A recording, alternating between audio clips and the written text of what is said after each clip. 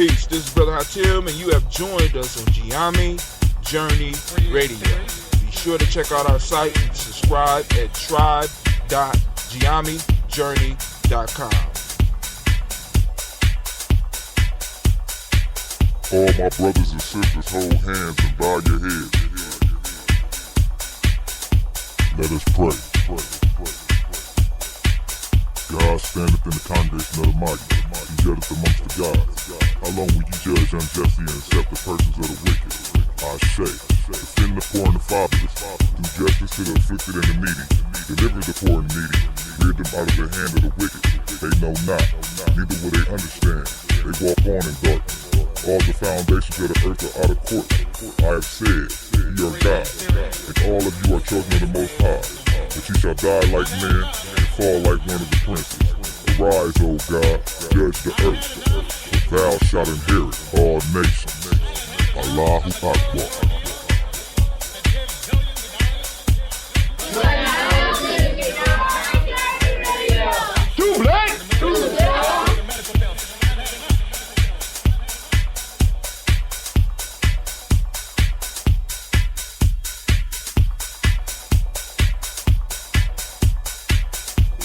This is Kadara Franks, and you are now listening to the Gye-Nyame Journey Radio. Keep up with the journey. Check out what we have done in the past. Go to journeyarchives.com.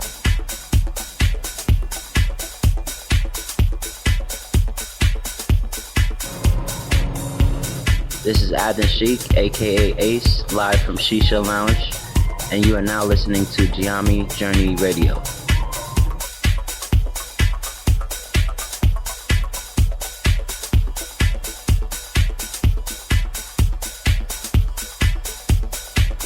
Be sure to follow Gye-Nyame Journey on Facebook, Google+, and Twitter.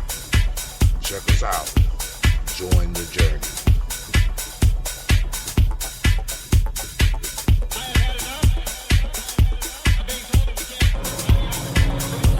This is Adnan Sheik, aka Ace, live from Shisha Lounge, and you are now listening to Gye-Nyame Journey Radio.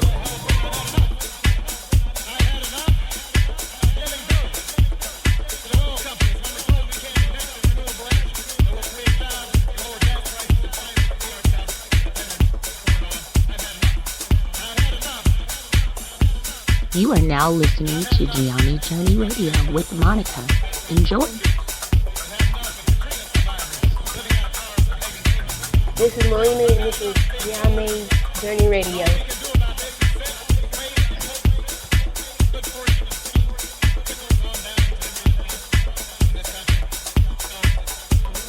This is Willie. Welcome to Gye-Nyame Journey Radio. I want to give a shout out to Sibling Kevin, all my Sibling Nation out there. I want to give a shout out to my mom.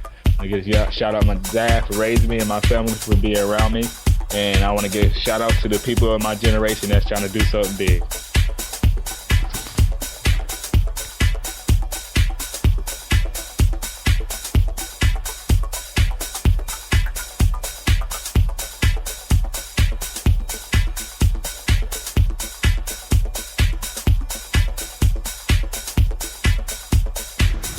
This is Cleveland, and you're listening to Gye-Nyame Journey Radio. Peace, Hotep. It's Mansour Hotep, aka Mr. Deity. Mr. Deity, does it sound good? I think it sounds great. Right now, you listening to Gye-Nyame Journey Radio. If you're not adding anything to the culture that you claim, you don't deserve to carry his name. This is Brother Hatim coming at you live, and you are now listening to the Gye-Nyame Journey Radio. Shouts out to the Gye-Nyame tribe, Gye-Nyame family. Stand up. Peace.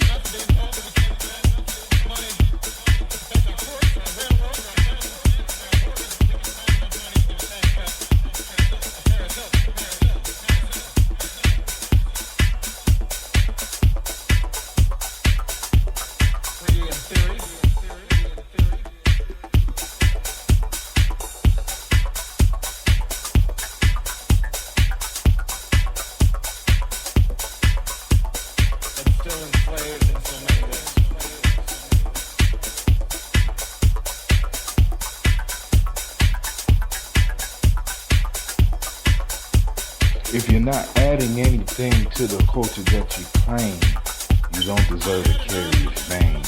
This is Brother Hatim coming at you live, and you are now listening to the Gye-Nyame Journey Radio. Shouts out to Gye-Nyame Tribe, Gye-Nyame family. Stand up. And you are now Peace. listening to Gye-Nyame Journey Radio. Peace.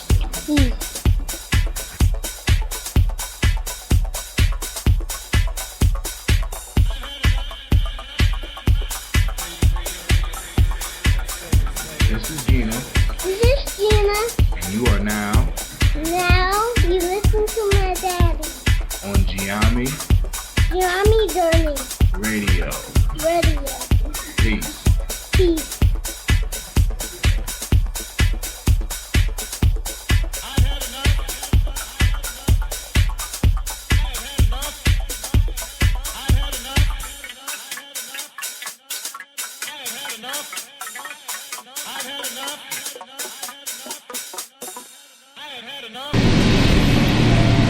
That's right, you're listening to Gina's Daddy. This is Brother Tim coming at you live and direct on Gye-Nyame Journey Radio.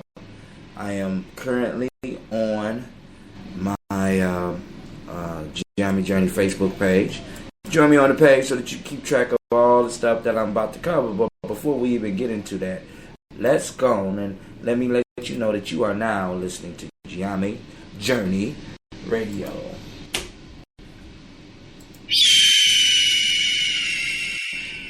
This is AEOOOhhh, Empire of Our Own Freestyle Fridays, and this is the Heart of a Summer production. And last but not least, you know that we always strive to blow up your old paradigm. So now, I'm going to first turn on my music.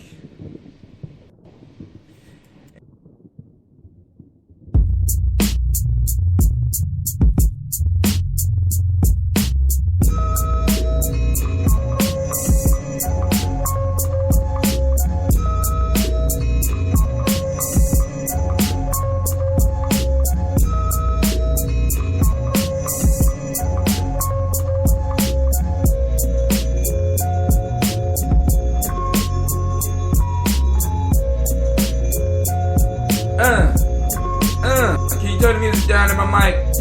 Turn the music down in my headphones. It's about to go down. Gye-Nyame Journey. Yeah, I'm about to flow. Get the vicious flow, you know. Hey, Brother Hatim, yeah. About to hit it. About to drop it. Unbelievable. Y'all ready? 1, 2, buckle my shoe. 3, 4. Here we go. Ha ha. Oh, better yet, let me ride like these young dudes. Yeah, I'm gonna yeah,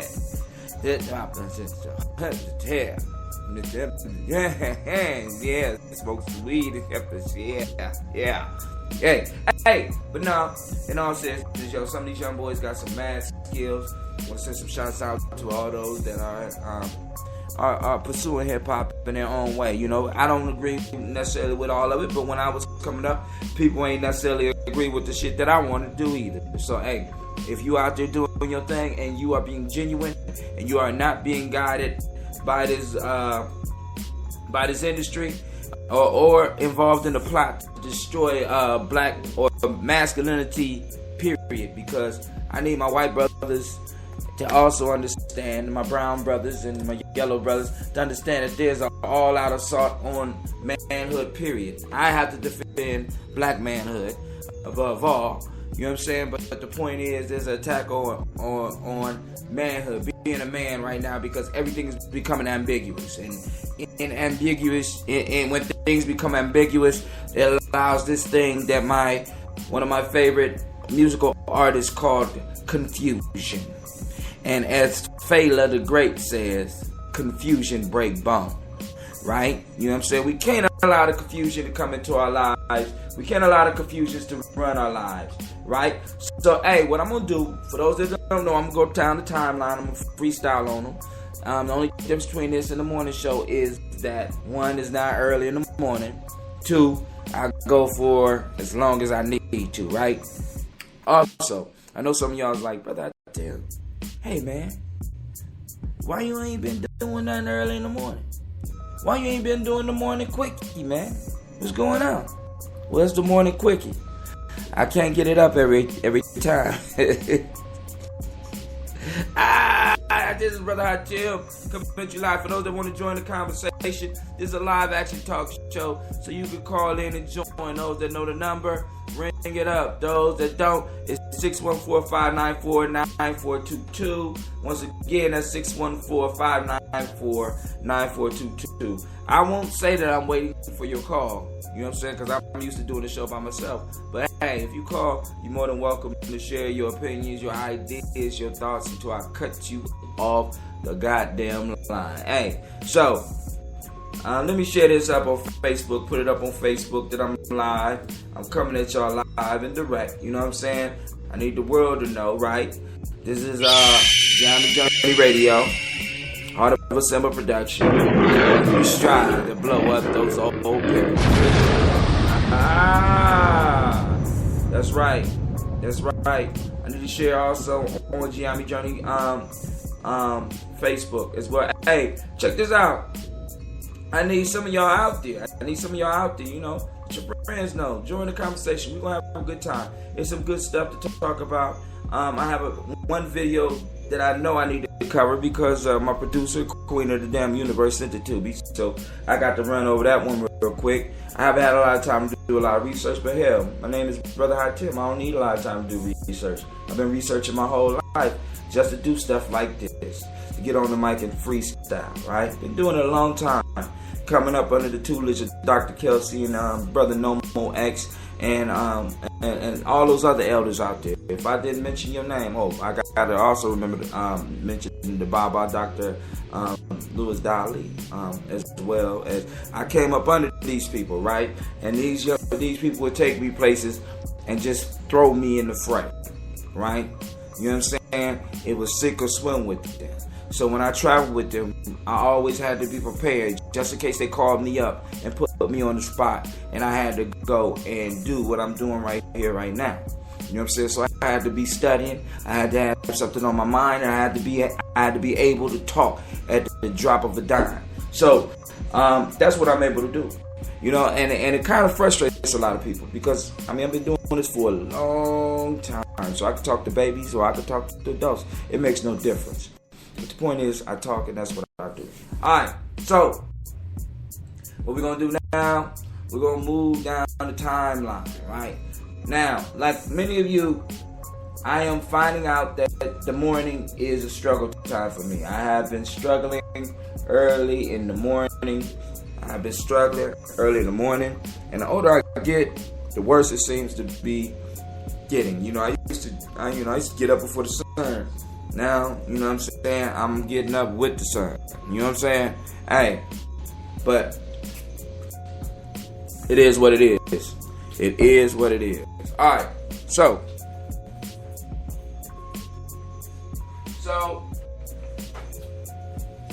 I'm strolling down the timeline. If you have anything that you want me to discuss, you have anything that you want me to cover, feel free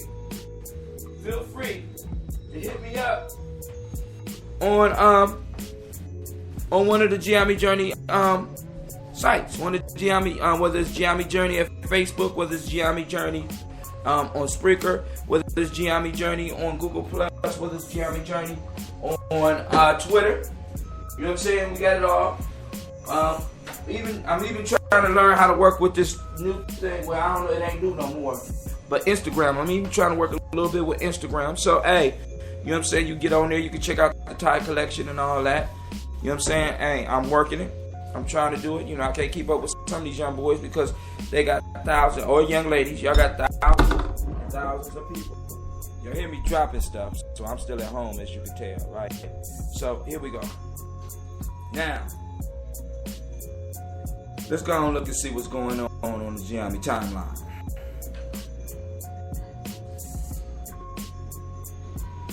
Alright, the Universal Soul Circus is coming to Columbus. I would advise you if you have an opportunity to take some of your family, take them. I got to try to get money together, but I possibly got 2 graduations. My son graduating from 5th grade, and my daughter graduating from kindergarten. So, I don't know. I'm going to try to get there, but I don't know if I'm going to be able to do that. All right, now let's hit it. Let's hit this timeline real quick. Roundup, Bill Clinton versus Black Lives Matter. Epic speed chase. I ain't going to do all that. All right. So now y'all do know that Bill Clinton had a little spat with some of the Black Lives Matter people, right? And you know, I don't agree 100% with anybody. There's no group out here I agree 100% with. You know what I'm saying? So I probably could find something. I really don't pay attention to Black Lives Matter. You know what I'm saying? But you know, I'm kind of glad that the young people are getting involved in politics. You know what I'm saying? But I am going to say this. As a people, as black folks, we got to start taking charge of our own political destiny.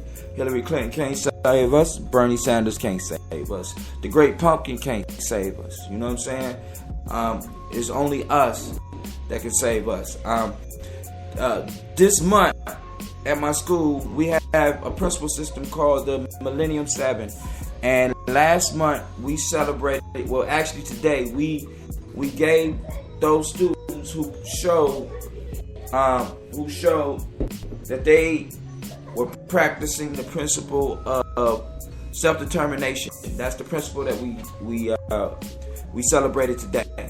Had an all-day event where we celebrated the principle of self-determination and, you know, discuss it and stuff. So for the young kids, I had to put together a different presentation. And of course, you know, I love the story. So I did folk tales, but it wasn't folk tales for grown folks because I can't have that type of discussion with my kids. But I did use one of Aesop fables, and I will share it with you since we're talking about self-determination. Because basically, when we talk about a people being free, when we're talking about a people, and we talking about a people moving to another level, you know, we talking about the people moving to another level, right? We are ultimately talking about self-determination. And the story that I'm going to share with y'all real quick is the story of Hercules and the Wagoner. Now, basically the story goes like this. One day a wagoner got up and went out. He was riding on this wagon. Of course, you know, back then they didn't have cars, so they used horses. Thank you, Cleveland. I'm doing my show. I can do my show. I don't need you. But we can even bring this up to and say that he did have a car. Let's say the old man in the Oldsmobile. You know what I'm saying? He's driving out on a muddy road, and then his car gets stuck. And he looks at the car and he revs the engine and he talks and he gets out the car and he says, "Oh my God! Oh my God! Hercules, please help me! Help me get this car unstuck." And he cried to Hercules, but yet he never applied his shoulder to the car.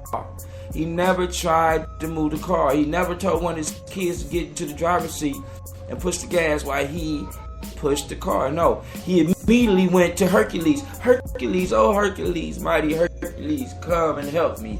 Or maybe he said, "Oh Jesus, help me." Or maybe he said, Allah, help me. Or maybe he said, Buddha, help me. Or maybe he said, Amun-Ra, help me. Or maybe he just said, universe, help me. Or maybe he poured libations and said, help me. I don't know which one he did. But one of the spirits appeared to him by the name that he called and said, "Listen, you damn fool. How are you going to call me before you apply your shoulder and try to push your car out the ditch?" So the man applied his shoulder and he pushed 3 times. The first time it didn't work. The second time he made a little bit more progress. And the third time the progress he made was enough to push his car up out the ditch. Although he got muddy and dirty. And the moral of the story is that nobody can save you. And nobody will save you unless you first attempt to save yourself. The moral goes, they say heaven help those who helps themselves. And then also another one says the best help is self-help.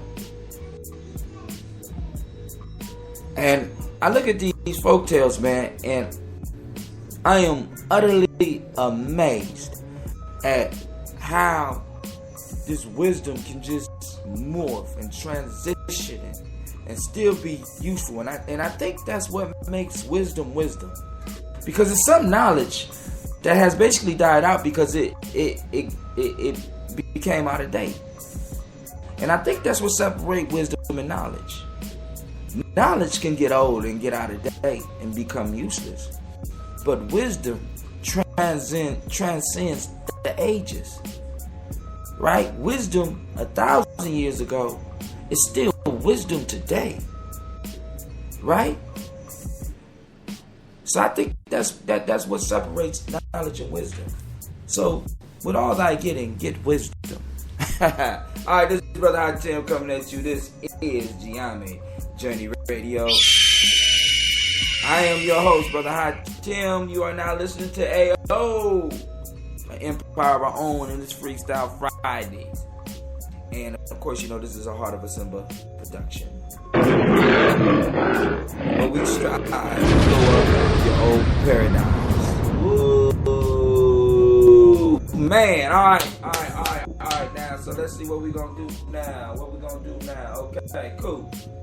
So, let's go and move down this timeline, right? So, I'm looking at this whole Bill Clinton thing. Let's get back to this, because that kind of took me off, because y'all know I'm liable to go off. I'm an old man. I enjoy myself, and I enjoy being able to ramble. I enjoy being able to have my own radio station with my own mic. You know what I'm saying? Nowadays, it's a beautiful thing. You can have your own thing and not even have a lot of money, right?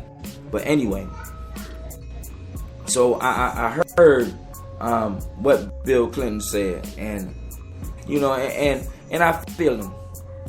He's standing up for his wife, and he's trying to make sure that she does not feel the brunt of the anger from the black community against what he voted in office.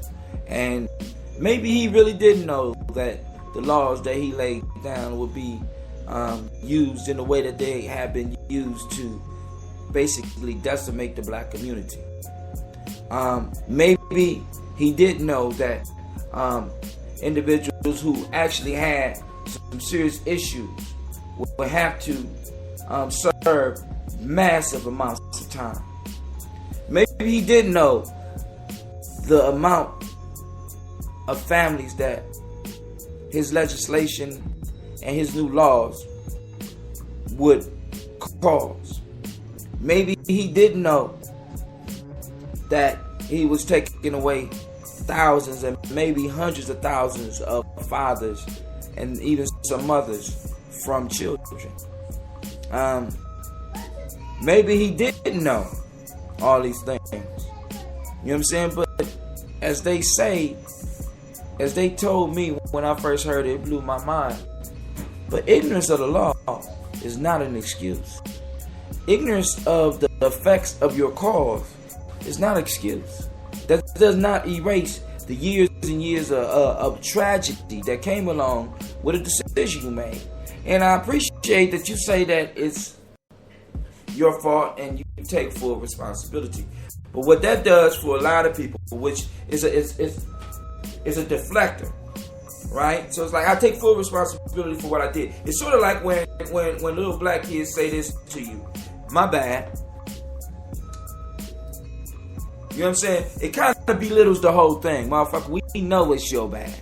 We know it's your mistake, right?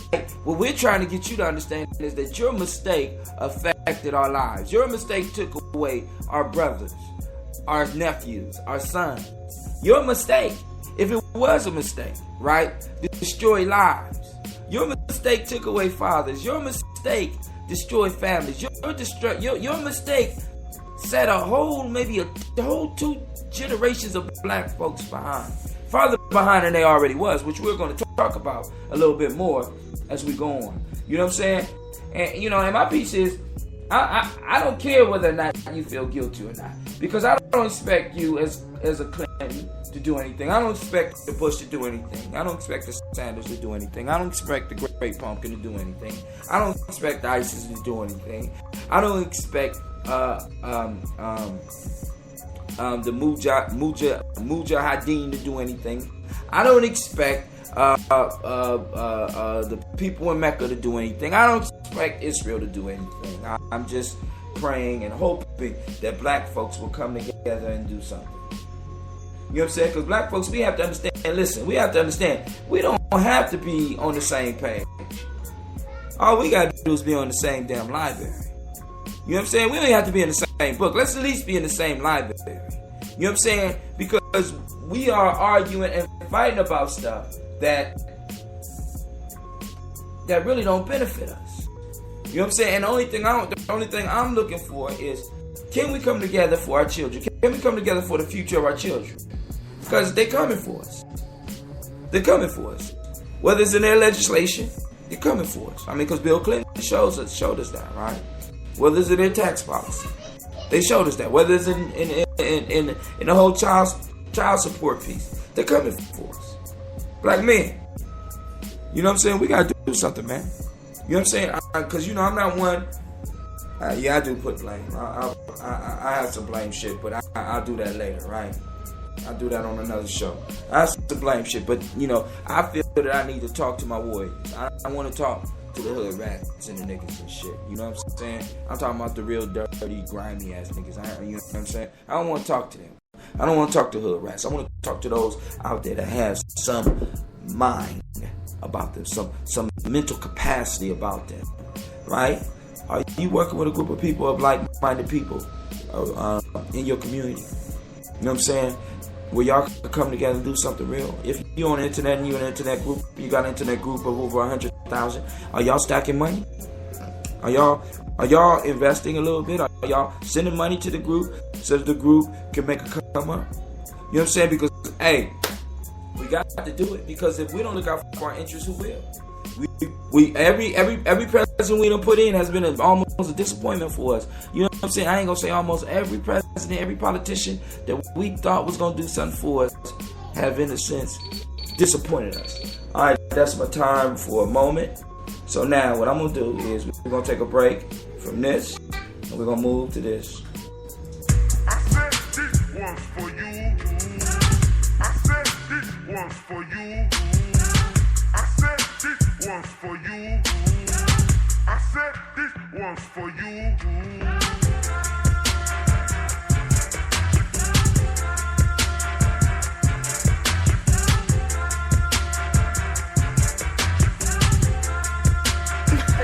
Mr. Diddy.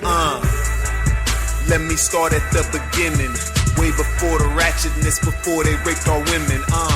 Way black in the time. A woman can't come from a man, so she birthed mankind. Through that holy yoni in between her legs, divine. You can't see it from this angle with the Eurocentric mind. You've been trained well, so your future is behind. Take a look around, girl, the truth ain't hard to find. See that white standard of beauty got you bleaching your mind. For 400 years they said you was ugly, but you're fine. Shit, more than fine. Got a beauty they can't match even. Brains too strong and wise like Queen Sheba. Most can't deal with your strength, that's why they still beat ya. Took you out the Holy Trinity, but still need ya. Back to black consciousness is where I'm trying to see ya. I'm a Tsar, you're a set, on the throne is where I keep ya. Black woman.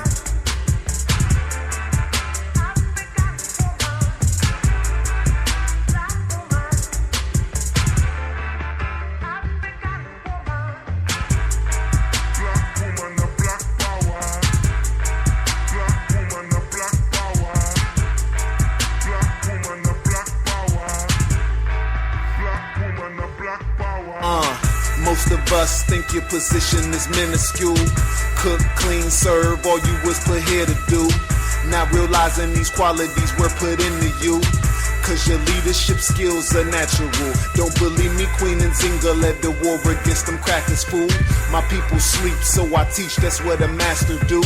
Grew up with visions of chauvinistic theatricals. Now it's my mission to grab the culture and get back to you, so we can show the seeds what it is they have to do. Break the chains, runaway slave, they coming after you. Keep the men and women at odds and take the child too. Make sure she have more than one baby daddy, yeah, that'll do. 400 years later, no savior, they Willie lynched you.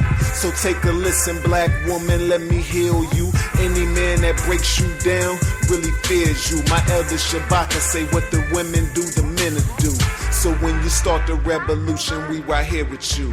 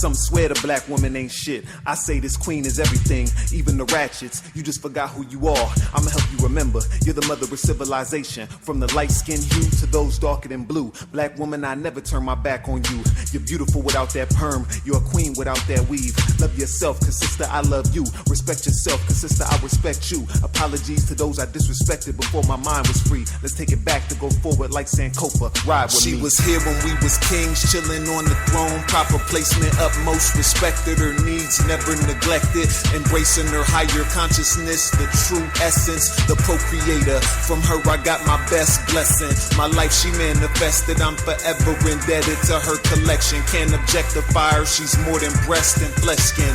Think not, then you need correction of your perception. I'm talking about the first wonder of the world's possessions.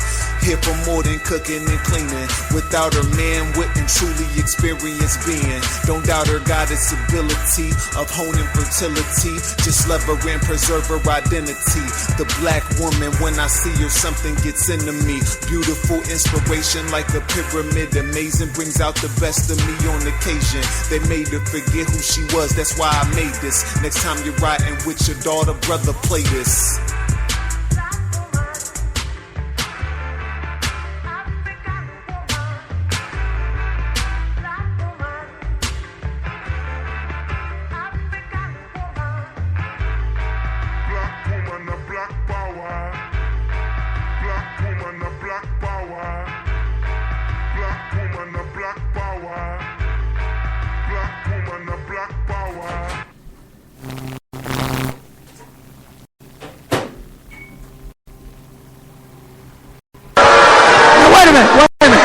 Former U.S. President Bill Clinton faced off against a group of Black Lives Matter protesters during a stump speech for his wife Hillary in Philadelphia on Thursday.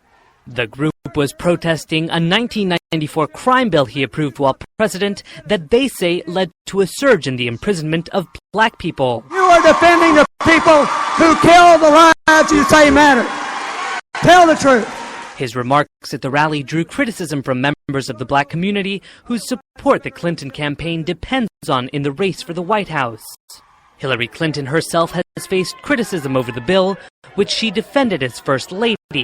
Back in the 1990s, Hillary Clinton went on record referring to gang members as, quote, super predators. She has said she regrets using the term, but Black Lives Matter protesters continue to confront her over it. So good to see you.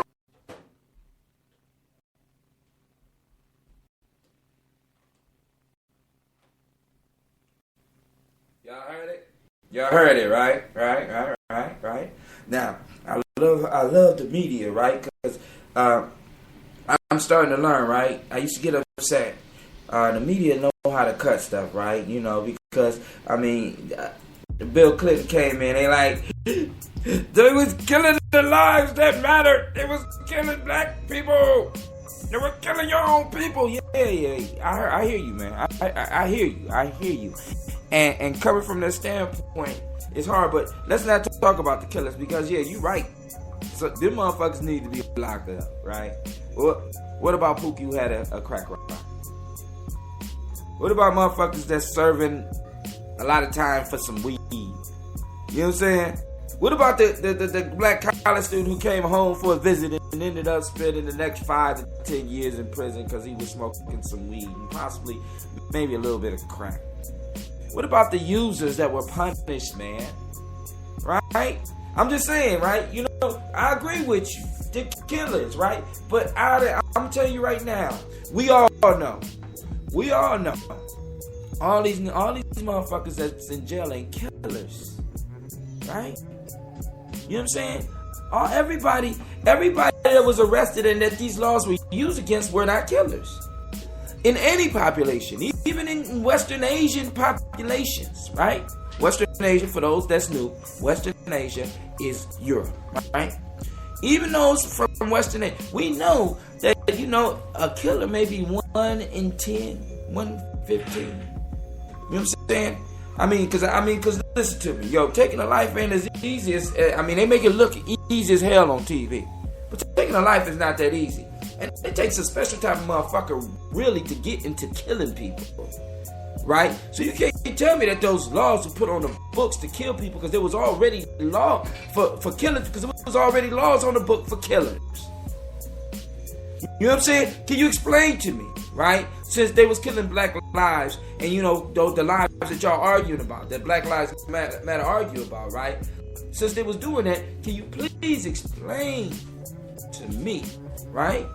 Explain to me how so many people ended up behind bars on this one. All of them went killers, all of them went gangbangers. All of them were making hundreds of thousands of dollars and millions of dollars. And none of the people that are serving time still to this day ever had a poppy field, ever had cocaine growing in their backyard, ever made guns. Because we're going to get on why that shit wasn't happening like that, right? See, because look, you got rid of the dealers. And the thing is, if you do not cut a weed off at the root, we all know that it's going to come back. That's why your grandma used to have you in the backyard when you used to work on the garden. You had to go and you had to pull the whole damn weed out. You wouldn't got the whole weed, because if you just got the top of the weed, if you just cut it off, the weed would grow back. So yeah, the dealers, killers, the ones that was prosecuted, the ones that serving the time right now, they were the leaves and the branches of the weed. They were the ones that was visible. The real problem was at the root, and the root is still out there. We dealing with individuals that could tell you exactly how much money you owe in taxes. We dealing with individuals that can track every one of your movements. They've been able to do it for years, so they've been showing us that they could do this. And you mean to tell me that they don't know, the government, I'm talking about the government of the United States, you mean to tell me that they don't know when keys and hundreds and thousands of keys of cocaine is coming to this country? They don't know what the source of heroin is. They don't know when hundreds of thousands of pounds of weed is coming, because they're not bringing the majority of this stuff in small little trips. Now, my fault. Maybe let's say they are. But where is the government to stop the big ones? Right? These dudes that's serving time right now aren't the major suppliers. You get rid of the major suppliers, you get rid of them. Better yet, if you change the drug laws, you get rid of a lot of problems. Right? No, you know, we wanna legislate people's lives. We want to tell people what's legal. We want to tell people what's right, because in a lot of y'all view, Even though y'all don't want to say it, West Asians, your government is your God. Your government and your money is your God. Well, I take that back. For those in power, your government is your God. For black folks and poor folks, money is theirs.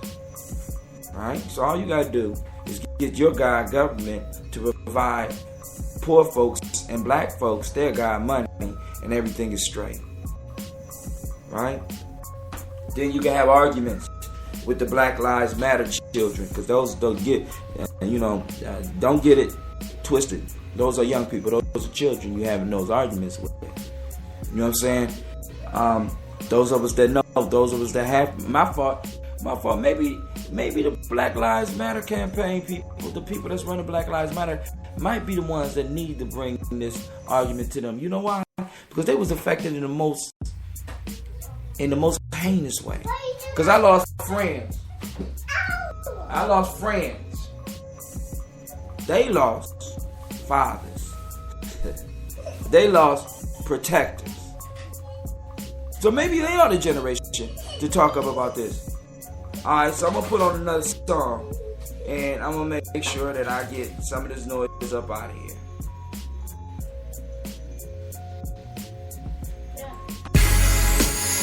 Gravitas. Light it up. Lighten the dub, brighten the dub, yeah. You want the drone, stick your bars up. Brag about the skrill of them killers lighting your cars up. Welcome to the complete history of the one known as Telepoli, yeah. Such a blessing, I'm making the bread level, descendant of terra firma. I'm from the era of legend, the blind in my science. You scared of the world ending, but men of spiritual essence be walking right into heaven, ascending without the stairs, expressing without the fears. We diamonds, but our minds are corrupted just like the bears. Unraveling minds, traveling through time, Langoliers. Standing with the flow like the man in the gondolier. In the parks of Washington Square, locks in my hair, louder than the bullhorns. We was blocking them there, cops was prepared to lock us up. They were scared like tales from the dark side. The summer of the Central Park 5. 1989 was the number of the year that I started rhyming. From Brooklyn to Staten Island, them Decepticons was wild. Music soothing, but the imagery violent as bomb threats. Therapy for the prison industrial complex. Provided a context for Laquan with a Tech 9. A Brooklyn Tech, I spit it the best, so they had to respect mine. I did it to death on my grind on the quest to get signed. Sorta like the tribe would always suggest. You check the rhyme in the tunnel with Puff Daddy. In front of the buff patty, rolling with high tech and the MPV through the streets of the natty. Before graduating, the caddies was carrying crates. Shout out to Flex all day, doing records with John Forte. We was standing outside the tower, devouring prey. Powerful display of bullet points, and was showering spray the block with. Back in them salad days, these rappers was appetizers. I played it like I was David. I was tackling that Goliath, attacking them open mics till the victory was decisive. This life that was so enticing, my surgery so precise. I was chopping like thin slices of parties we politic. At the country club, lighting up Dutchess with pocket big. At the crib was supernatural, battling back and forth. Back before Gene was in the unsigned hype in the back of the source. Rest in peace to a lost son. Shabar was like it'll call you son, cause you mine. I'll call you son, cause you shine. What's up, Aliyasha? This is OG Brooklyn shit, not for imposters. Pour out a shot of vodka for Big L, Big Papa, Big Pun, Tupac, what? Word. The jungle is too savage. Rap tune master producing the new classic. Shit is too plastic. It's blow to fake it. It's Spinal Tap. I started with the raucous recorders. We worked the vinyl back. From Def Jux to Loaded Lux. I'm the underground king. Like I'm rolling with Bun. The vest know what's up. The flow is nuts. It's solid. I got the golden touch. Plus my iron chic and I got the game in the Cobra clutch. This the highest caliber. Do the algebra. From Yassine Bey to Jean Grey to Pharoah Monch. Black Thought and Common. Almost 20 years after the release of Sound Bombing and it still sound Thomas. I'm honored to have toured with the greatest. The Tropical Quest of the Daylights. Open for Jay-Z and Nas. Who else could say this in Vegas with Tech? Nah, getting faded before the gig. Only later to hit the Rio and hop on the stage with Prince. True story. Always knew the importance of great shows. Since 1992, I seen Ice Cube play Toad. Way cold. Continue to pay the road for the Kendricks and J. Cole's. Continue to stay gold for making the way for Kanye. The meetings with Mr. Harry Belafonte. All started on park benches with Dante, predicting the future. So observant and clairvoyant. The frame can't contain it. I'm painting a rare portrait.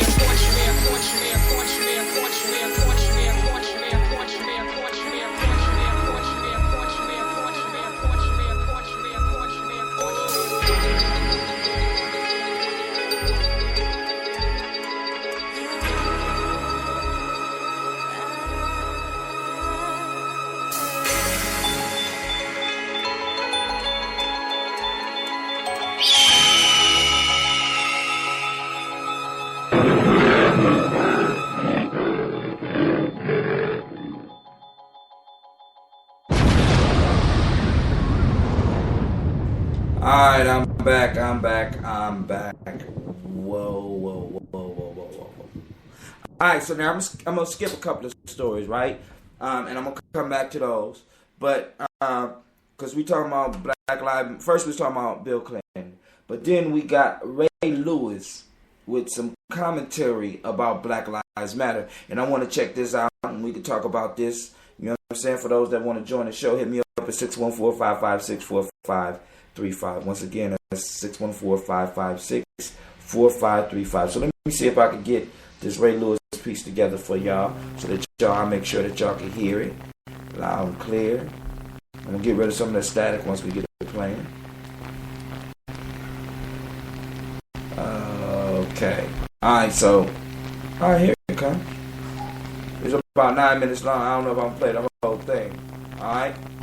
But it's moving slow. So what I'm gonna do is I'm gonna try to go to YouTube and get it. Alright, here we go. It works fast on YouTube. And then while we're waiting, what I'll do is I'll go to it over here on this, and I will read some of the stuff that Mr. Ray Lewis said.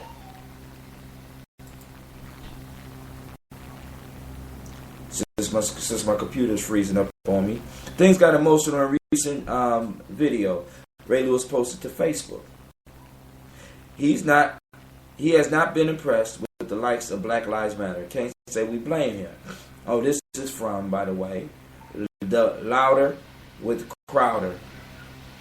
So the former Ravens linebacker set to vent his frustration, particularly with the constant self-victimization that the BLM, or Black Lives Matter, embraces. He cites rising numbers in black-on-black crime and chastised self-professed activists for ignoring the main cause of black deaths.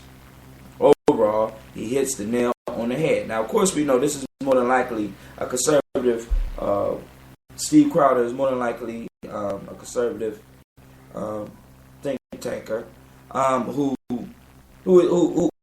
is representing his truth. But like I said, we're going to get a little bit into this. Now, I'm looking at Ray Lewis right now on Facebook, my fault, on YouTube, and I'm still waiting for it to come up. So let's go and keep on reading till it comes up. I'm trying to figure out if Black Lives really matter. This is Ray Lewis. The March murder rate rose by 29%, but we're not rioting in the streets over black-on-black crime. I'm trying to figure out, in my mind, why no one is paying attention to the black men killing black men, Lewis added. Why do we always find ourselves as the victims? And now we have the separation once again that we're being victimized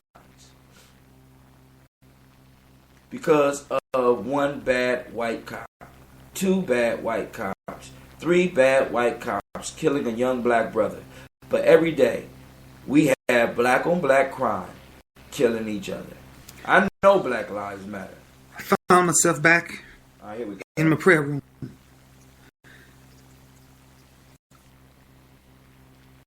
Eyes freezing up. I don't know what's going on. Alright, so we're going to keep on going, and I guess we're going to just end it on this.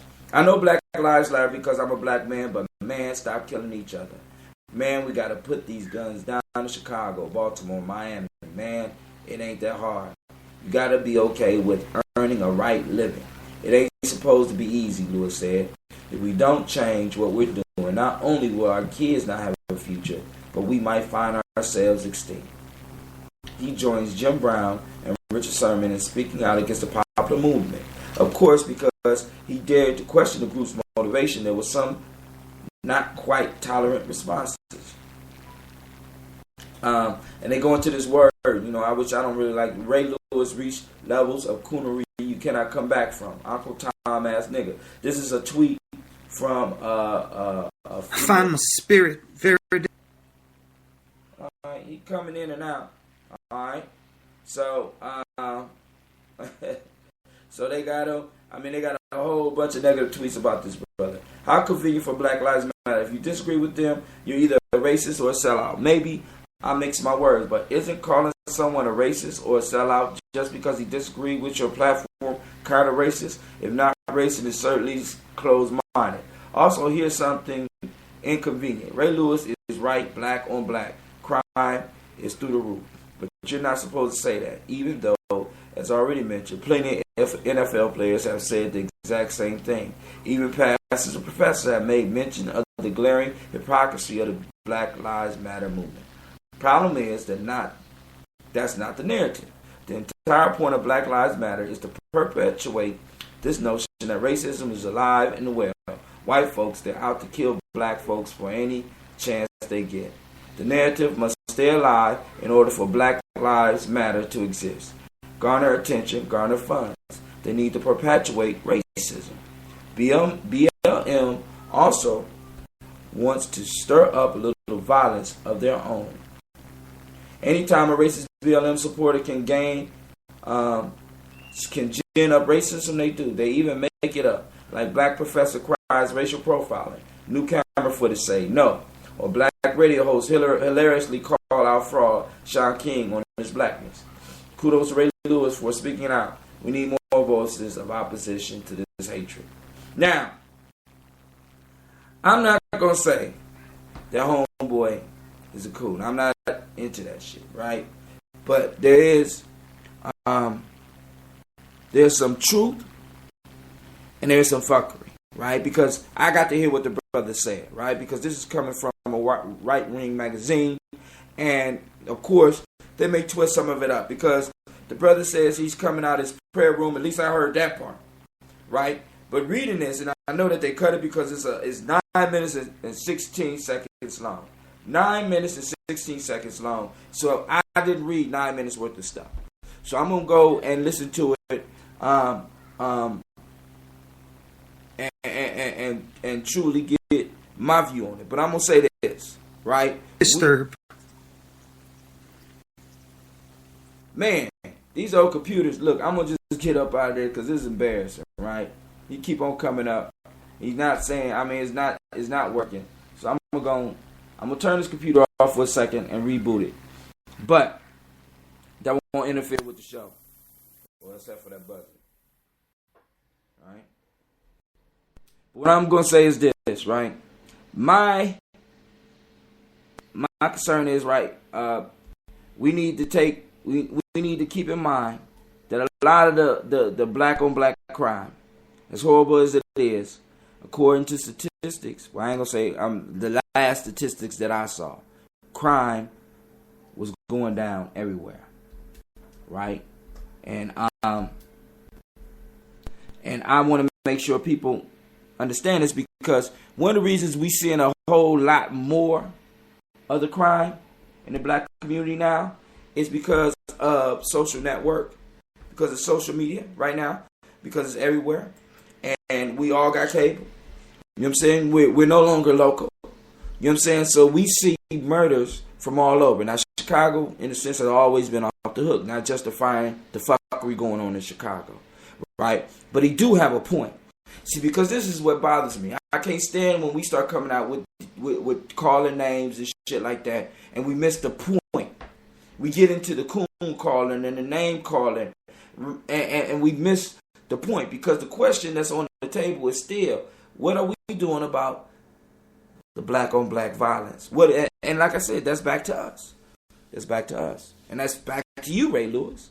You know what I'm saying? Hopefully you taking some of that money that you made and you investing in it. Not that you have to. You know what I'm saying? You don't have to. He don't have to do that. He get on YouTube and complain about it and not do a goddamn thing about it. Not donate to a school, not spend no time with some young kids and change their lives. He don't have to do a goddamn thing, right? He's an individual. And if he chooses to be an individual, then he could do all that. He could continue complaining or whatever, right? But I would hope that he's investing his money, right? And I would hope that some of the extra money that he's getting, he will reinvest it. But he's not responsible to do that. We can't hold him to that. Can't hold him to that. Somebody trying to call in. But all right, now my computer back up. We won't go back to the Ray Lewis. We're gonna go back to some of the other stories, and then we're gonna get up out of here. I got a couple more tunes that I want to play for y'all. All right. So, but now I want y'all to listen to Ray Lewis. And I would love to know what y'all think about what he got to say. Right? You know what I'm saying? But like I said, I don't want you to get so upset with what he's saying that you miss any of the gems that he might be dropping, right? Because we become so judgmental and get so caught up in our shit that we miss out on the wisdom that somebody might be dropping. And we do have to wrestle with that question. What in the hell are we going to do about these little young niggas running around here killing each other?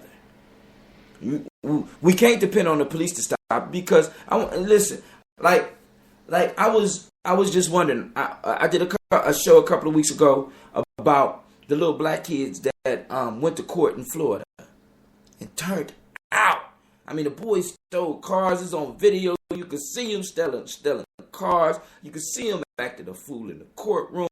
And I just can't help but to wonder if one of them boys had got killed by the police while they were in a high-speed pursuit, a high-speed chase with these little motherfuckers. Would there have been rallies and marches screaming, you know, Black Lives Matter, blah, blah, blah, police brutality, you know what I'm saying? And these little motherfuckers got up in court, and I don't even know who the hell they was representing, right? I mean, really, you got to see some of this shit, right? Because the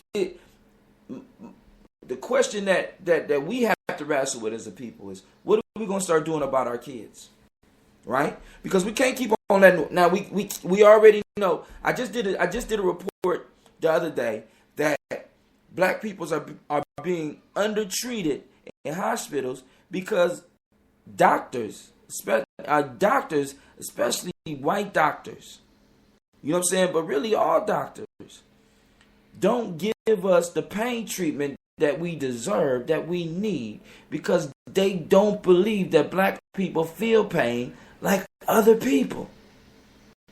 They honestly believe that your skin is your skin is thicker. Your nerve endings are not as acute. That you are superhuman. You are all but bulletproof, right? You know what I'm saying? I'm telling you. Listen, this ain't me. This is a study that you can find on our timeline, right? You can find this on our timeline on Gye-Nyame Journey. And for those that are doubting me, I want you to go. I want you to find it. I want you to look it up. I want you to see it for yourself, right? There are studies that show that a majority of other people in the world look at black folks and see them as superhuman. So you're supposed to start behind. You know what I'm saying? You're supposed to make all of the progress up that you have been. It don't matter how far back you. I mean, we ain't even in the race. We ain't even in the race. You know what I'm saying? We have been, in a sense, decimated. And everybody's looking at us saying, what's wrong with y'all? What's wrong with y'all? You know what I'm saying? Why can't y'all? And we even look at ourselves. I look at us sometimes and be like, what in the hell is wrong with us? Right? But then you got to, when I start doing the math, right? As Byron Allen said on his presentation, y'all got to check out Byron Allen. As I pulled out the calculator and I really started looking at slavery, right? And I'm not blaming it on slavery, right? Because we did great things outside of slavery, right? But then we bring it up to slavery by 1865. Then we move into Jim Crow. Y'all know Jim Crow came right after that because you had Reconstruction for a little while. Things got, we started getting the first black senators and stuff, but then they shut that down. That was a quick, less than 10-year run probably. You know what I'm saying? And then from there, we had Jim Crow. So we had Jim Crow damn near right after slavery, all the way up until maybe my birthday, 1968, almost into the 70s. Let's say late 50s, early 60s. You know what I'm saying? A lot of the Jim Crow stuff started really fading off, but it really didn't fade off strong until the late 60s, early 70s, right? So now let's look at slavery. We was totally economically isolated, right? Some of us was able to make a few pennies, but as a group, we was totally economically isolated. We were mentally damaged, we was emotionally damaged, and we was physically oppressed and held out of competition with others. As a matter of fact, we was competing on somebody else's team, making them rich. Then after we came out of slavery and we had a short stint of people getting stuff, right? Yeah, they did good for a couple of years, but then all of a sudden, all that was destroyed and taken away because there was a white backlash, right? You know what I'm saying? The white backlash. You had the Ku Klux Klan. They start forming the white citizens groups where they start coming in and removing wealth from black folks. Any amount of money. If I wanted your land, I could take it. If you had land, right? Jim Crow came in and specific laws in states were put on the books to keep black folks from competing. We don't talk about this. And this went all the way up to damn near my birthday. I'm 48 years old. So really, black folks have not really been able to function fully as a group in the United States for 50 years yet. But yet everybody assumes that we are supposed to be, especially without any assistance. Now, and some of y'all say, well, welfare is assistance, right? Motherfucker, let's get this clear. We know for a fact, we could prove statistically that white folks benefit more from welfare than we do. Indians benefit more from it than we do. Chinese benefit from it more than we do. You know what I'm saying? The bottom line is that some of you motherfuckers just haven't figured it out, right? Black folks is the tide that when we rise, everybody rise. As soon as we get our checks, we have shown that our money does not stay in our community for an hour. As soon as we get it, we putting the money in other people's pockets. You want to stimulate the economy? Give black folks reparations. Niggas gonna buy Cadillacs. Niggas gonna buy cigarettes. Niggas gonna buy beer. Niggas gonna buy weed. We gonna pump up the economy. Everybody is gonna let the good times roll. You know what I'm saying? The brokest motherfuckers gonna take that money and go to Las Vegas and spend that shit up. The strip clubs is gonna be booming. You know what I'm saying? I mean, really. You know what I mean? Really. I don't understand why these economists, but I do understand it because they really don't know what the fuck they doing, right? You know what I'm saying? I don't understand why somebody just can't be honest and be like, look, they want reparations. Give them cash. Give them cash. They gonna stimulate the economy. You want money? You know what I'm saying? We gonna have niggas putting screen porches on rented property. It's gonna boost the economy though. When our tide rises, all boats rise. I'm surprised nobody picked that up. I'm hurt. I'm insulted. I'm disgusted that nobody is smart enough to realize that once you give it to us, oh my God, we're going to get out and we're going to stop. Most of us, right? But there's going to be a select few. And see, they're not concerned about the masses. They're concerned about the select few. The select few that's going to get that money and really do something with it. And really become competitors. Really become competitors. Right? Those that want to join the conversation, hit me up at 614-556-4535. Once again, that's 614-556-4535. If you want to talk about the comments that Brother Reggie Lewis made, you know what I'm saying? I hear you, brother. I ain't gonna say I totally agree because I haven't heard what you had to say, but I don't totally agree with everything that Black Lives Matters is doing. So, you know what I'm saying? But, you know, I'm real interested in seeing what some of my fam out there is thinking about what the brother said. His piece is up on our timeline. Go check it out. My computer right now is acting up. Once again, I don't know what's going on. So what I'm going to do is I'm going to try to pull it back up on my other. You know, you got to have multiple computers when you're working in this. Because they always want to crash right around these times. Okay, cool. It's back up. So I'm going to go back up on the timeline. So we talked about Bill Clinton. All right.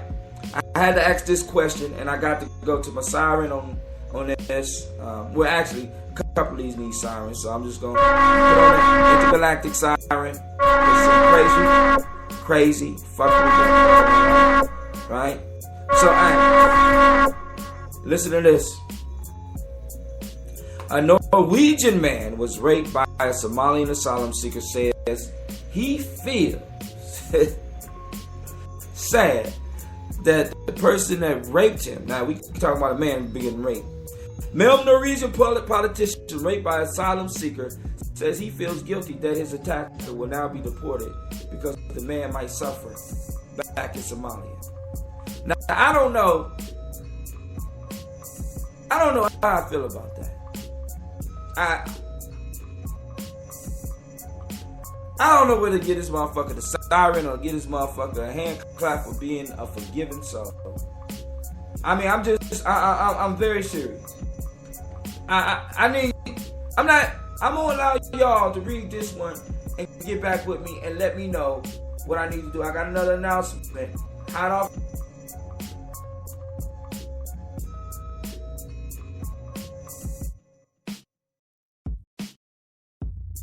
Series X will be in Philadelphia, PA, White Privilege Conference, April 15th through April 16th. He's going to be at the United States Artists Assembly in Miami, Florida, April 17th and 19th. April 20th through the 21st, he'll be at the Ungas Conference in New York City. April 27th, he will be with the Walk with a Purpose Conference in San Francisco, California. April 28th, he will be at San Francisco State. May 3rd, he will be at Central Washington University. May 5th, David Banner presents the God Box Lectures Series, Pittsburgh, PA. May 13th, he'll be at the Chicago Theological Seminary commencement. May 20th through 22nd, he will be at the BME Conference, Washington, D.C. May 25th, he will be at the Quincy University in Pittsburgh, Pennsylvania. And on May 31st to June 1st, he will be in Encore. I love it. I love to see my young brother shine, man. The Series RX is a very talented brother. Support him and his artistic talent as well as his organization, One Hood. Shout out to him and to my big brother Paradise Gray. Hope to see y'all soon. I'm just sad that Columbus ain't on that list, but hey, I guess if it's gonna happen, I gotta make it happen, right? Or I guess Gye-Nyame gotta make it happen. All right, let's go back. PayPal, Apple, lecture North Carolina, but does business in a country far more hostile to gays. This is the Washington Times. Let's check this out. Let's check out this. Hold on. Let's check it out.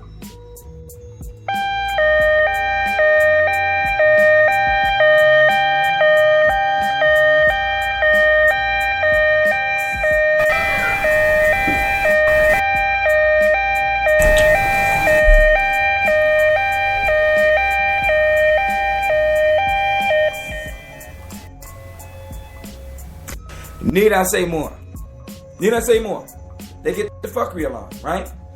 Right? They want to tell you what you are supposed to do. You know what I'm saying? They want to tell North Carolina what North Carolina want to do, but we all know that they are in some of the most.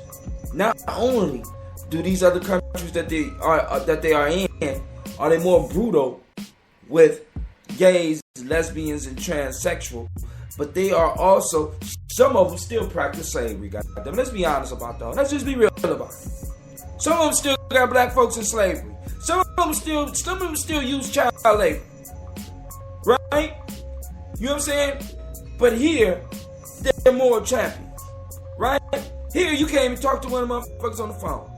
Let me shut up because I'm sorry. Because I got money on PayPal. I don't want them to freeze my shit. You know what I'm saying? PayPal, Apple, lecture North Carolina, do business in countries far more hostile to gays. This is the Washington Times. Good one too. PayPal drew a line in the sand when North Carolina enacted a law prohibiting people from using the restrooms of the opposite sex. But critics say that line got washed away on the shores of Malaysia, a nation that consistently ranks amongst the least LGBT friendly in the world. The company canceled its plan to build a global operations center in Charlotte after the passage of House Bill 2, which CEO Daniel Schulman called discrimination against the transgender. He noted that the move would cost North Carolina 400 well-paying jobs. But Malaysia's Penal Code 187, I think they still beat kids publicly too, which punishes homosexual conduct with whipping and up to 20 years in prison, did not stop PayPal from opening in 2011 a global operations center there that is estimated would employ 500 workers by 2013. It's 2016, y'all. How many did they close that building? We chose Malaysia because it was highly skilled, globally competitive, and multilingual workforce. In addition to a world-class business environment and technology infrastructure, John McGabb, Senior Vice President for the Global Operations, said at the time. But PayPal is not an isolated corporation, nor is Malaysia an isolated country. Check it out. Whether it's Apple opening stores in Saudi Arabia or American Airlines looking to dominate the Cuban travel market, many of the companies that have threatened to cut business ties in North Carolina over its bathroom bill are eager to do business in countries with regimes far more repressive of gays and everyone else. So I'm going to stop right there. You can check out that article. We already know that, like I said, gentlemen, men, this is a war against you. It's not about transgender. It's not about lesbians. It's not about bisexuals. It's not about gays. It is about manhood. It is about them erasing your genetic code. For some reason, they don't think they need you anymore. I think, matter of fact, I think I did a story where they made some artificial sperm. So in a minute, they're going to make you obsolete, man. You know what I'm saying? Yeah, they're going to eliminate a lot of us, I guess. You know what I'm saying? Because I'm not rolling with I'm just not doing it. I'm not giving up my bathroom. You know what I'm saying? I don't want to be in a public bathroom, dropping a load, and there's a woman next to me. I don't want to do that. It's just something about that. You know what I'm saying? That's kind of intimate. You know what I'm saying? I'm shitting. I'm shitting.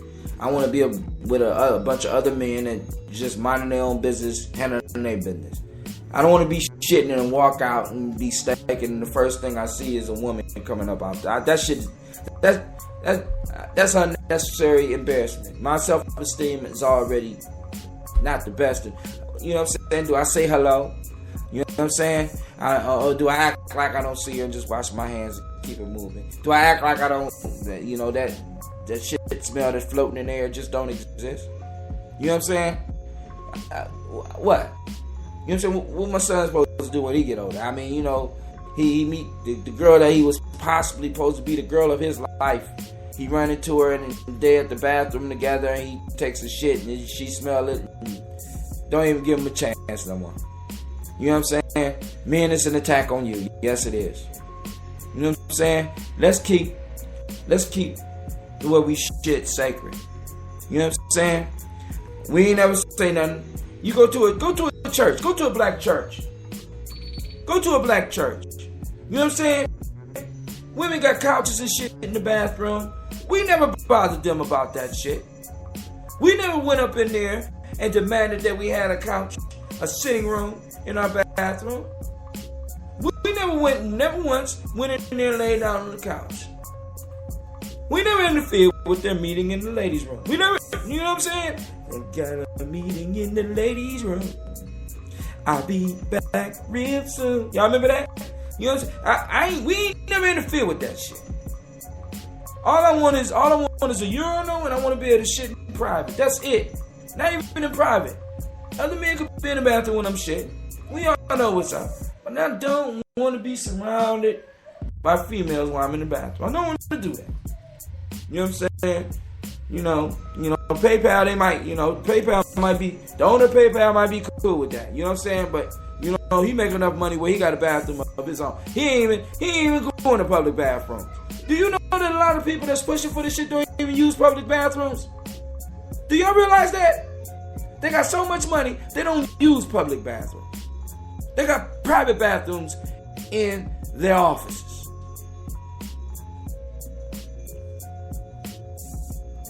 You know, I don't wore my siren out. My siren said, dog, you turn me on, I'm gonna cut out the whole show. But let's go here, and it's time for some music. This is my man, Old Skin. Oh, the last song you heard was Talib Kweli, Rare Portraits. What you're about to hear right now is one of my favorites, Gye-Nyame House Special. One of the little brothers that came out of the house by the name of Old Skin. This one is older tracks.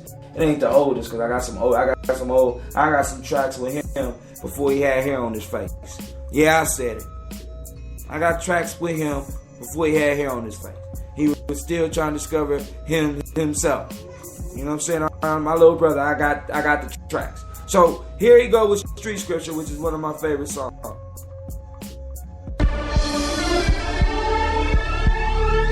Chill. Scheme in this bitch. I don't play by rules. Wait a second.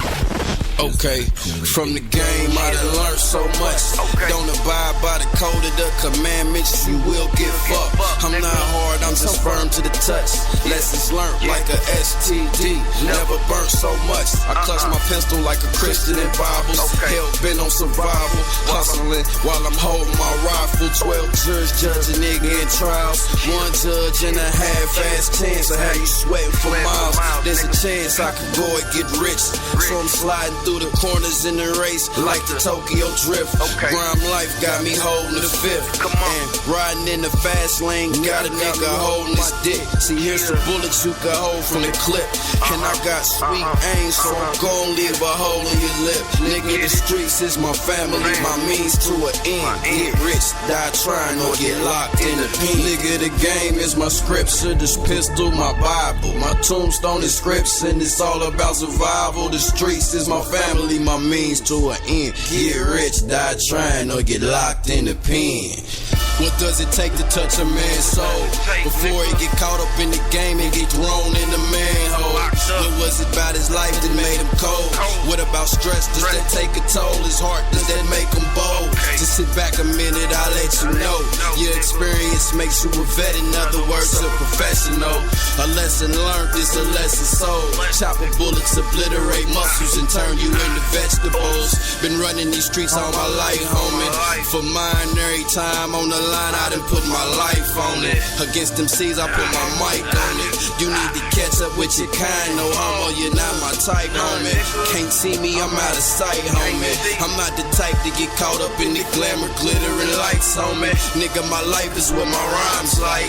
The time's right, I'm in the limelight, represent grind. Nigga, the game is my scripture, this pistol, my Bible. My tombstone is scripts, and it's all about survival. The streets is my family, my means to an end. Get rich, die trying, or get locked in the pen. I'm married to the game, for better or for worse. You niggas synthetic like the leather on her purse. I am authentic, natural, so genuine. You haters on your period. Niggas so feminine, don't believe in them. Ain't no beef, friend of him. Out for $1 million like chameleons. I'm blended in, gone with the wind, homie. I'm in the wind again. Haters hate scheme, they don't never want him to win. My attitude is I'm not losing. I'm running through the bumps, the scrapes and the bruises. I'm laughing cause you hating ass niggas so amusing. Clowns at the circus sitting here for my amusement. My rhymes in the time of turmoil so soothing. Focused on growth, development, and improvement. The streets is the light, the very essence of my movement. And if you ain't street, keep it moving. Nigga, the game is my scripture, this pistol, my Bible. My tombstone is scripts, and it's all about survival. The streets is my family, my means to an end. Get rich, die trying, or get locked in the pen.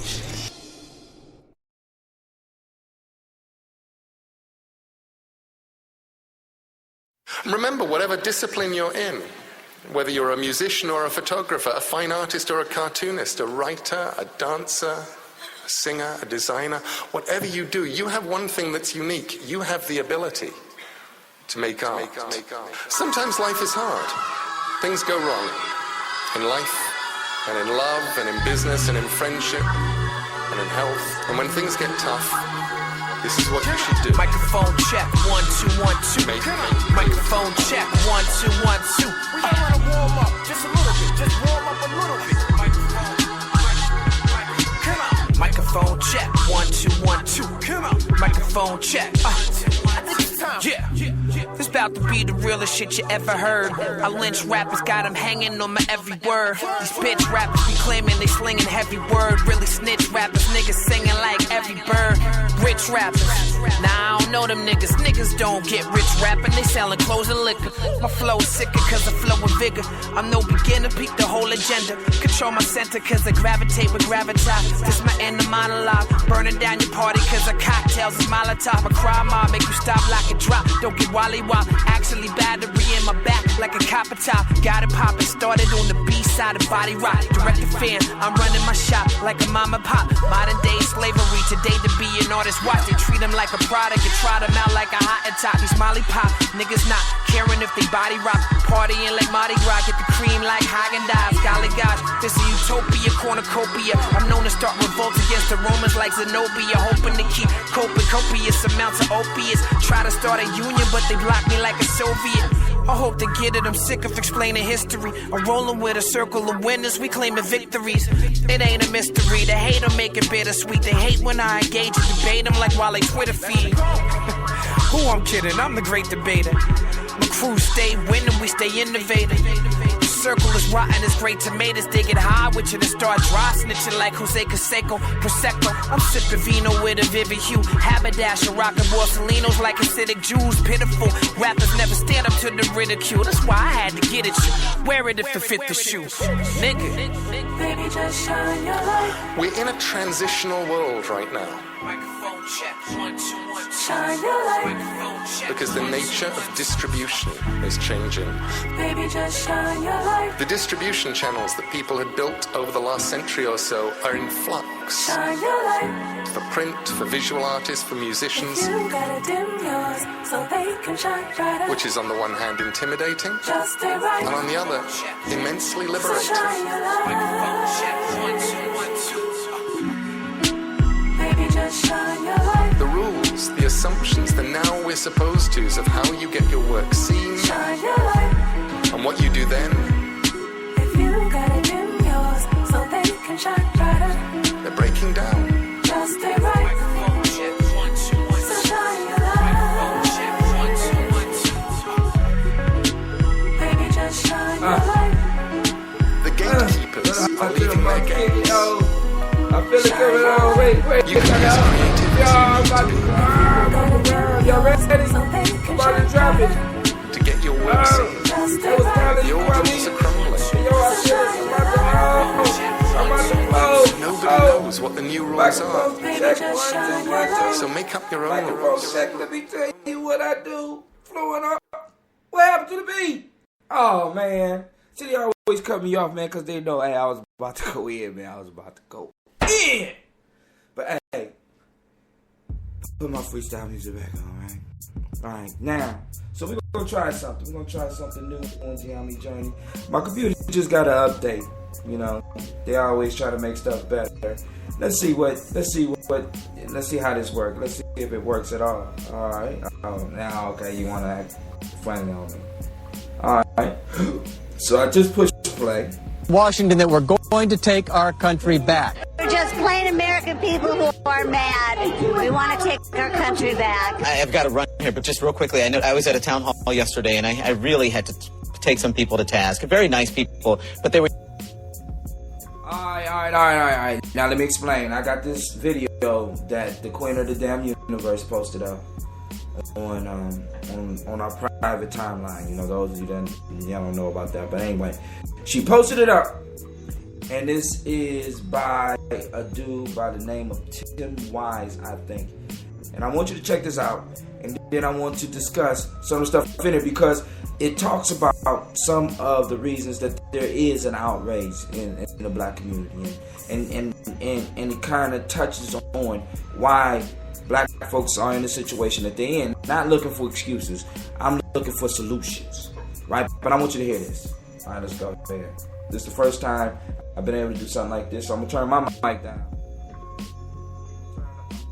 I'm going to turn down. I'm turning off the solo music. I'm turn my mic down, and I'm gonna turn this back on. using those buzzwords that I don't think people realize all the time. like Real Americans or Give Me Back My America was one of the songs, or Take Back America. It's like, what do you mean by that? Well, when you stand up and you wax nostalgic and say things like, I want the country that the founders envisioned, when the country the founders envisioned was a formal system of white supremacy, excuse me if I find it a little hard to think that race is not perhaps playing a pretty big role.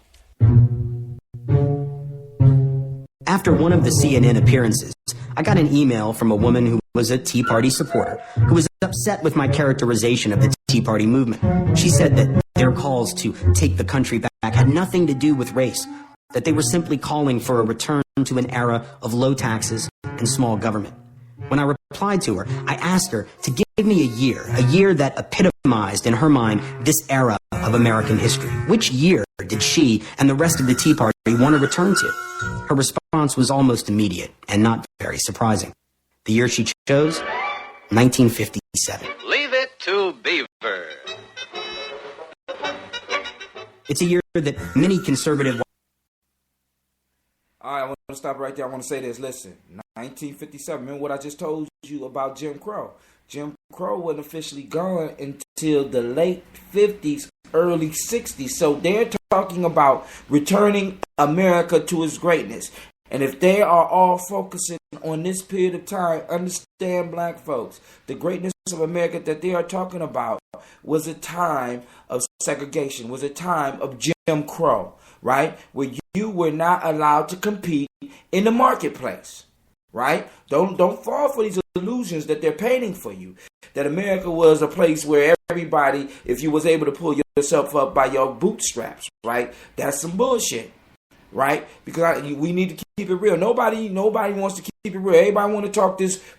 It's been in the last 48 years we've been able to pull ourselves up by our bootstraps. But everybody else got bootstraps because they built the damn boots that the straps are connected to. We don't have a factory to build the boots. We haven't made it to that point of our development yet. We are a 48-year-old group. Really.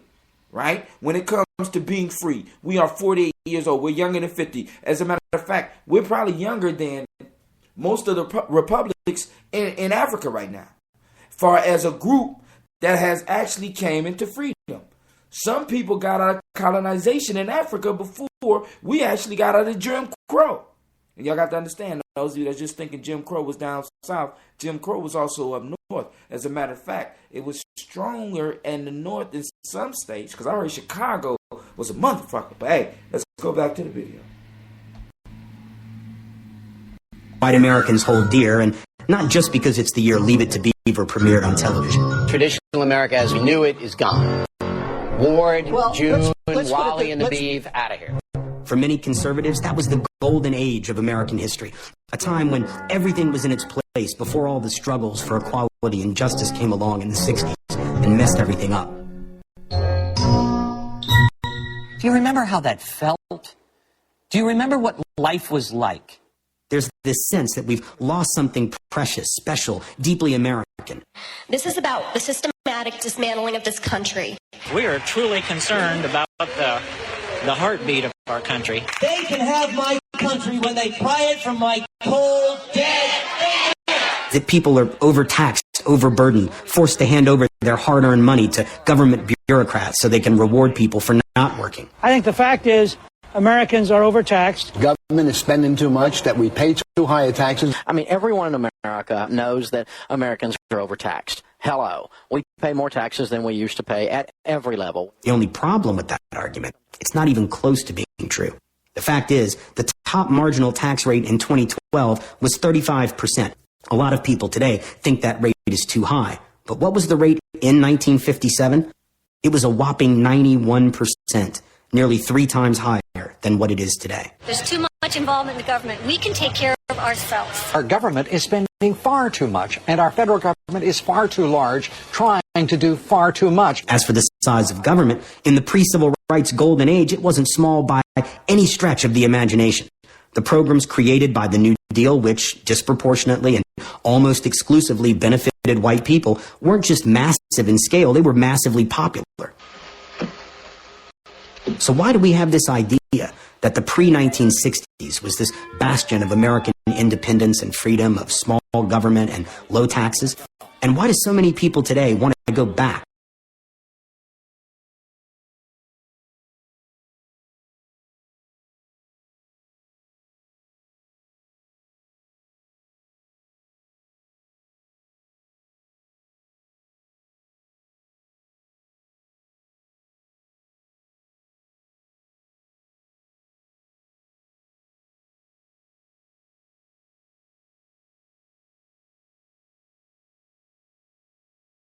Welfare spending now topping $1 trillion a year. The American public tends to view welfare recipients as undeserving, not really working hard to support themselves, and view welfare recipients as disproportionately black. Both of those perceptions are at variance with what we know about the reality of welfare recipients. Even though the clear majority of people who benefit from government assistance are white, there's this perception that welfare and other government programs are somehow a black phenomenon. Why is this? Well, Gillen says it's because that's who we see on TV. Starting in 1965, media portrayals of the poor have been disproportionately African American. Esther Williams, 21 years old, mother of a 19-month-old infant and a welfare client. If you look at either print news or television news coverage of poverty, you see far too many black faces relative to the true proportions of African Americans among the poor in this country. Alcinette Vargas, who has 6 children and a husband with a minimum wage job, reached her time limit in January without full-time work and was cut from welfare. So when we see stories about the poor are represented by people of color at a rate that is far greater than statistical reality. But it wasn't always that way. Before the mid-60s, media coverage of the poor consisted mostly of whites. It was the unemployed during the Depression, the people who fled the Dust Bowl, the rural poor in places like Appalachia. And the coverage of these poor white folks was overwhelmingly sympathetic and humanizing. As a result, public support for social safety net programs was high from the period of the Great Depression all the way into the 1960s. But all of that changed. There are too many people taking advantage of the system. Why don't we spend some time developing a system that weeds out the cheaters? Once news coverage, media imagery, and political rhetoric started to equate poverty with people of color, we began to view the poor not as fellow Americans who were the hard-luck victims of a system that had failed them, but instead as moochers who were abusing the system and undermining the nation's work ethic. And the sad irony is that there are millions of white people in this country who need those programs too. And now they're not there. Those programs have been cut to the bone because the beneficiaries have been seen as undesirable, undeserving others. How long will we have to pay for slavery? Man, I'm talking about the people on welfare trying to suck out the economy of this country, get a free house, a free car, free gasoline. They want it all because they think they deserve it. Well, in this country, you got to get a job. So, and work. Did you get a tax cut this year from Barack Obama? I don't pay taxes. You don't pay taxes? I'm disabled from a truck accident and veterans benefits. May I speak now? Yes, ma'am. I'm 90 years old, and I just wanted to ask the colored man, why don't colored people, instead of saying what we did to them, why don't they say what we did for them? They talk about the slavery, but since then they have given welfare, free medicine, free everything. Ma'am, I think this is more of a conversation about the relationship between the administration and the people on Wall Street, and not necessarily one that's based on race. Oh, okay. I'm not a racist. That was my comment. Thank you. None of this is by accident. The racial subtext that runs through a lot of the anti-government rhetoric is the result of an explicit political strategy that's been put to use by conservative politicians for decades.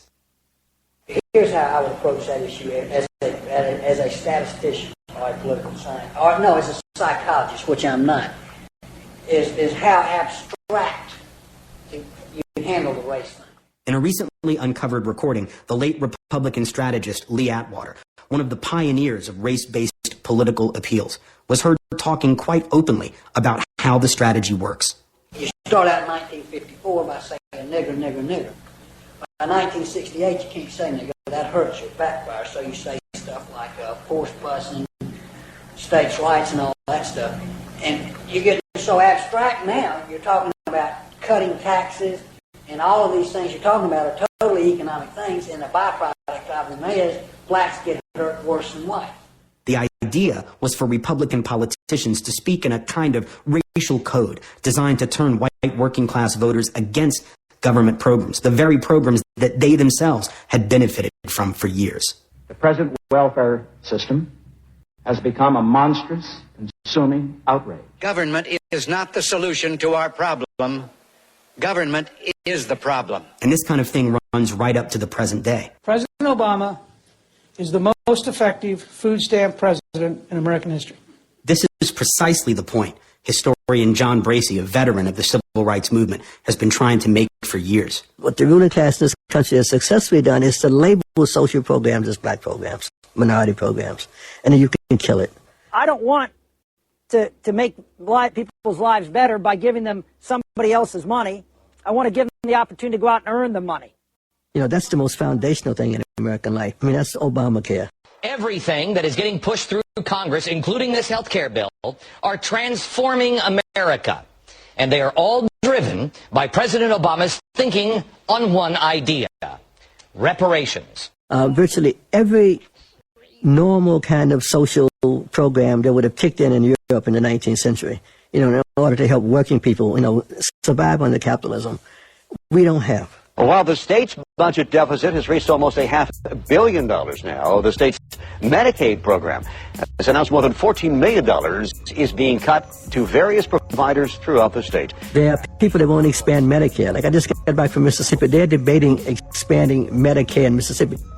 They need every nickel and dime they can get in there from anybody. They should not question anybody. If Martians came and said, we're going to give you something, they should say, whatever it is, we'll take it, because they need everything.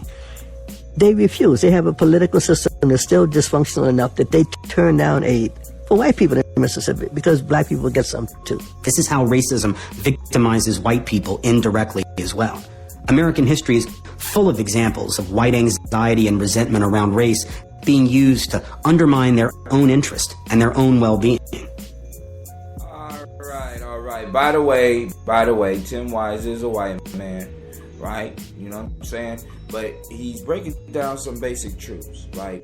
Where the conservatives, you know, as they call themselves, have been race baiting for generations, and now it's coming back and it's affecting white folks, because white folks have been asking for the services that the conservatives have been telling them they need to get cut, but now that they're being cut, you know what I'm saying, the white folks are suffering, not realizing that they're suffering, saying that we need to cut more stuff, not realizing that each time they try to cut the black man, they cut themselves. As I keep on telling you, people talk about this tide. Black folks is the tide that rises and lifts all boats. Y'all don't understand that when you cut the original American, when you cut the true American, because really when it comes down to it, as black people, we are the true Americans, right? Native Americans wasn't Native Americans before Europeans. They were Sioux. They were Oglala, Sioux.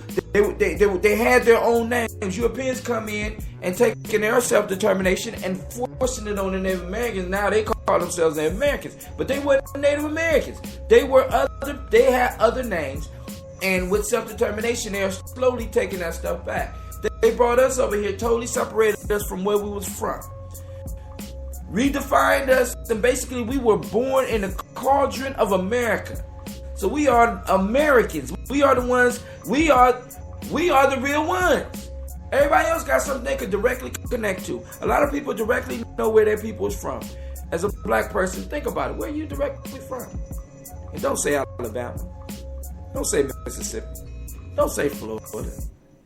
You know what I'm saying? Everybody else over here that is not, for lack of a better term, a Native American, came from somewhere else. Where did you come from? And don't start with a continent, man.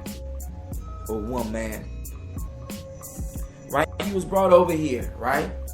And for some reason, as white folks get angry, they believe that by holding you down, they are able to rise. But the fact of the matter is, you can't hold a man down and not stay down yourself. It don't happen in the physical world. It can't happen in the mental world. It can't happen in the emotional world. It And it won't happen in an economic world.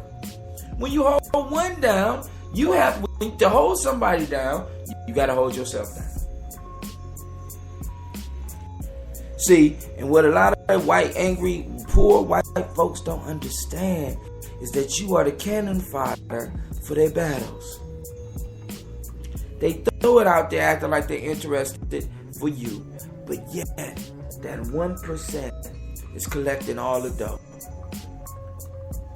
As you were focused on how much black folks was making, as you was focused on my pockets, they was taking money from both our pockets.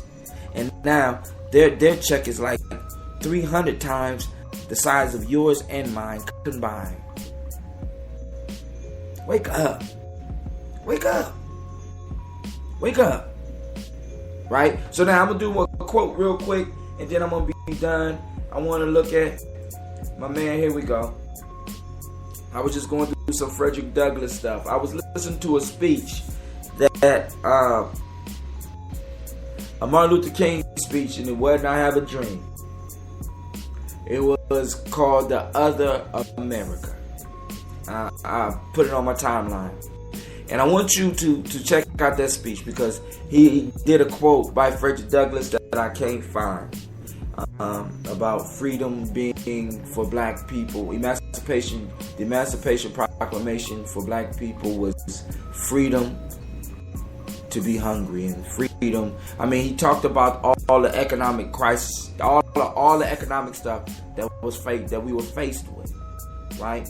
But he had another quote. I couldn't find that quote, so I'm gonna go with this quote. And then after this, we done, because you know I love dealing with proverbs, quotes, and folktales, fables, myths.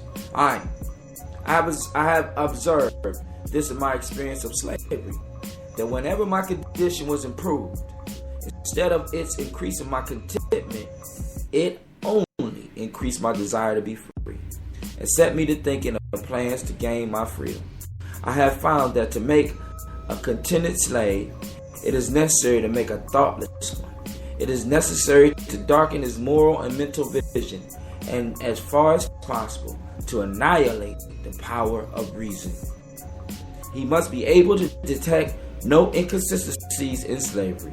He must be made to feel that slavery is right, and he could be brought to that only when he ceased to be a man. And I asked this question before I shut down my show. Was Frederick Douglass talking about that time, or is he talking about now? This is Brother High Tim, and you are now joining me on AEOOOOhhh, an Empire of Our Own Freestyle Friday, and this is Gye-Nyame. I am your host, Brother High Tim, and this is a Heart of a Simba production, where we strive to blow up those old paradigms.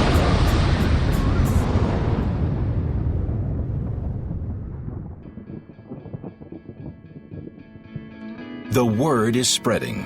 More and more people are switching to Ambit Energy. Well, one of my neighbors switched, and then I switched. Now the whole neighborhood has Ambit. Who doesn't want to save money?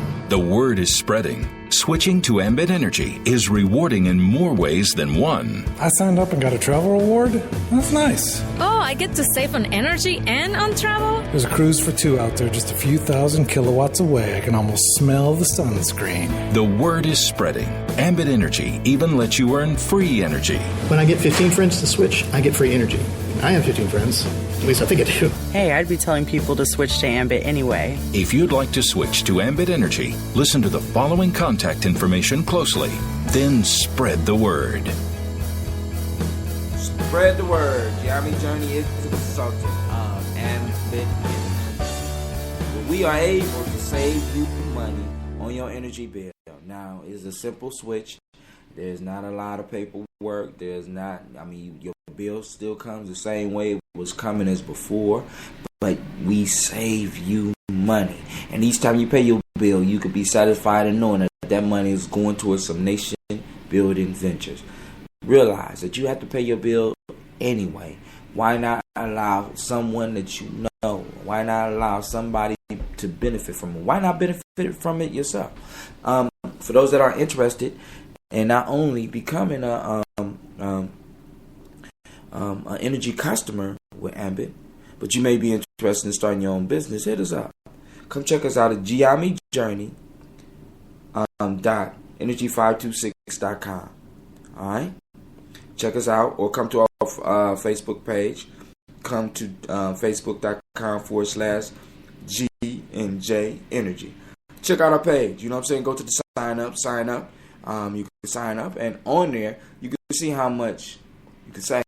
Or you can just sign up if you want to. And if you old school and you just need some help, hit me up at 614-594-9422. Once again, I want to thank all of those that took the time to come out here and join me on the journey, right? I want to thank all of you, and I appreciate y'all. So we're going to go out with Rashawn Roland Kirk. Those beautiful ladies, number 2. All right, so I'm going to go and play this for you. I appreciate you, so I'm throwing on this Rashawn Roland Kirk. So I would suggest those of you that love music, check this out.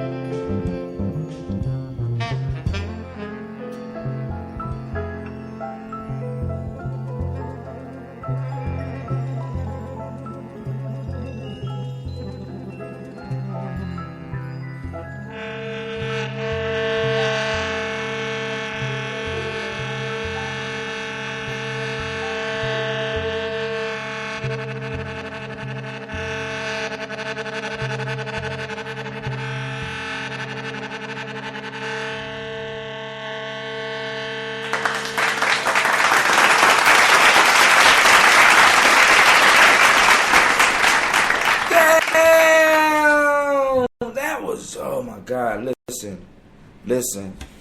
Until I got introduced to Homeboy, hey, John Coltrane used to be my favorite saxophonist, but I have to say, Rashawn Roland Kirk has just cemented a spot in my heart. Now, oh my God. Now, check this out also. I don't know who played the piano. Whoever was playing the piano on that motherfucker was, oh my God. The name of the song is Portrait of Those Beautiful Ladies. I'm going to play that shit again before I go to bed tonight. That shit was hot, alright?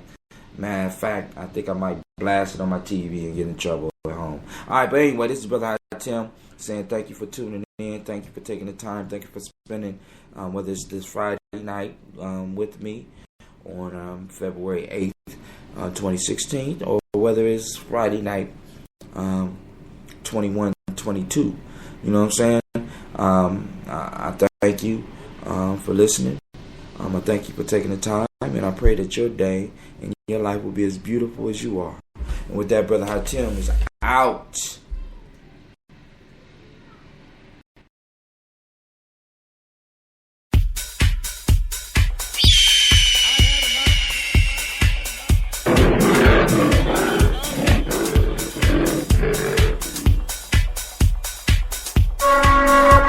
This is Brother Hatim, and you have joined us on Gye-Nyame Journey Radio. Be sure to check out our site and subscribe at tribe.gyenyame.com.